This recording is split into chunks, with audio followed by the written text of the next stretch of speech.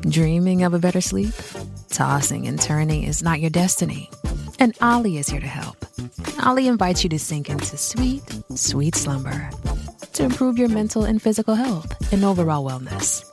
More than just melatonin, Ollie's ingredients help you unwind your mind for a delightfully dreamy drift off. Sleep is on the way at Ollie.com. That's OLLY.com.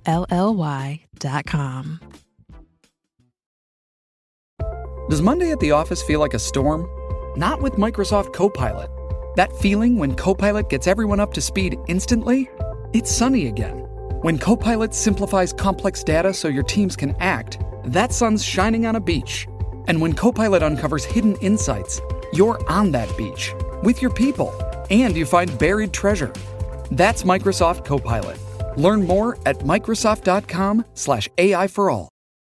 This is Optimal Health Daily, episode 2494, The Broken Window Theory of Personal Relationships by Keith Wilson of keithwilsoncounseling.com. And I'm Dr. Neil.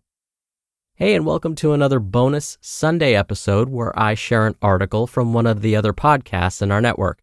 Today's post comes from Optimal Relationships Daily, where articles covering all types of relationships are read to you every day. So with that, let's hear this one from Greg as we optimize your life. The Broken Window Theory of Personal Relationships by Keith Wilson of keithwilsoncounseling.com.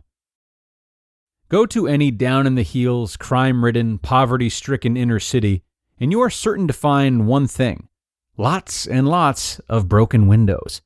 Most of these broken windows will be in abandoned buildings where no one appears to care and no one seems to be affected. Windows don't break on their own.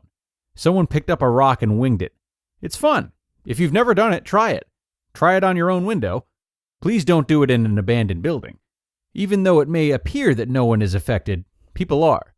The presence of broken windows, besides just looking bad and being a safety hazard with all that shattered glass around, signals that no one cares about the neighborhood. They advertise that minor laws can be broken with impunity. Someone else's property can be damaged and no one will stop you, they say. Broken windows proclaim you can do what you want, whatever feels good, because the consequences don't matter. There are no consequences. There's no reason to be restrained, no cause for self-discipline, no rationale for the delay of gratification. Pick up whatever rock you want and chuck it. It's fun. The presence of broken windows can have a profound impact on the psychological health and social functioning of everyone in the area. But you would never know that if you looked at the priorities of many police departments in many cities.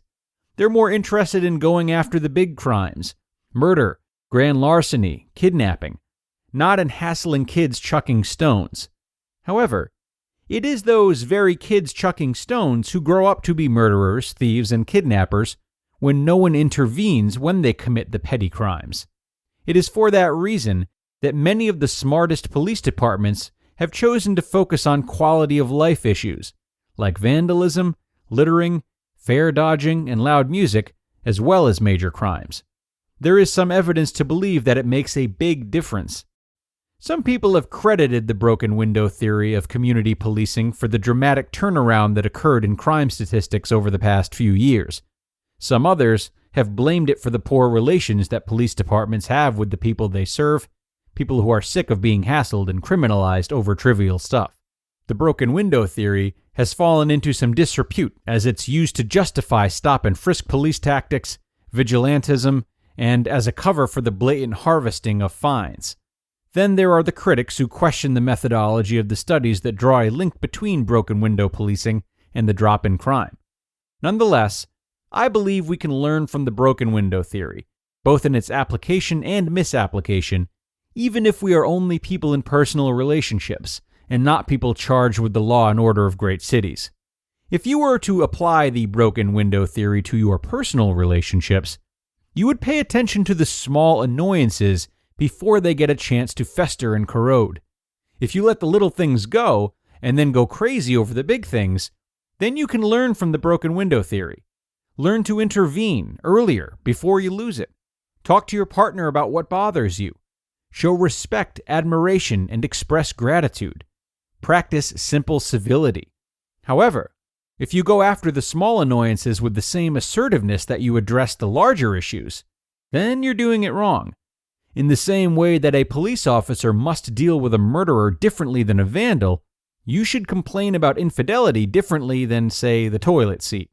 One requires decisive action. The other, nuance, discretion, forgiveness, and mercy.